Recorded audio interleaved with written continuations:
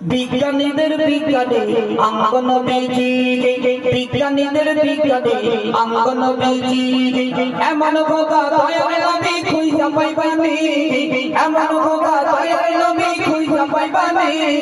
বিজ্ঞানীদের বিজ্ঞানে অঙ্গন বীজি, বলো না বিজ্ঞানীদের বিজ্ঞানে অঙ্গন বীজি, এমন খোকা দয়াল নবী খুঁজা পাইবানি, এমন খোকা দয়াল নবী খুঁজা পাইবানি।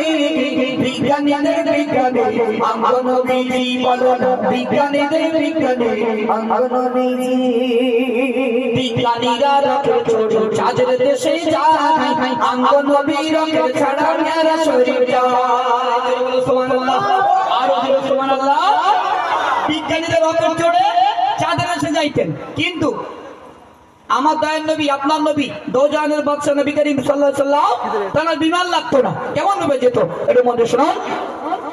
বিজ্ঞানীরা রকেট চড়ে চাঁদের দেশে যায়, অঙ্গন বীরকে ছাড়া মেরা শরীর যায়। বিজ্ঞানীরা রকেট চড়ে চাঁদের দেশে যায়, অঙ্গন বীরকে ছাড়া মেরা শরীর যায়। সেই যুগে রকেট বিমানে ঘুরছিল নেই, সেই যুগে রকেট বিমানে ঘুরছিল নেই।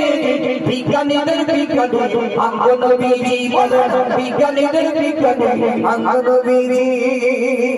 আবু বকর সিদ্দিকীর সাপে কামড়েছে, অঙ্গন বীর থুতু দিয়া ভালো হয়ে গেছে। চিল্লে বলুন না।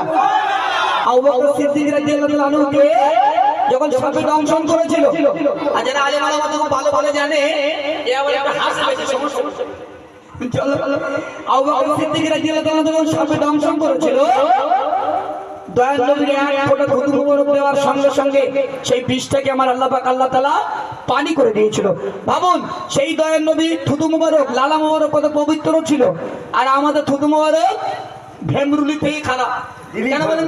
দিলি বলবে জি, কারণ আমরা সারাদিন বিমান, গুটকা, হয়নি, আবার কেউ বড় বড় সিগারেট খায় জি, এজন্য আমাদের থুতু মোবারক কোন রকম পাক থাকে না।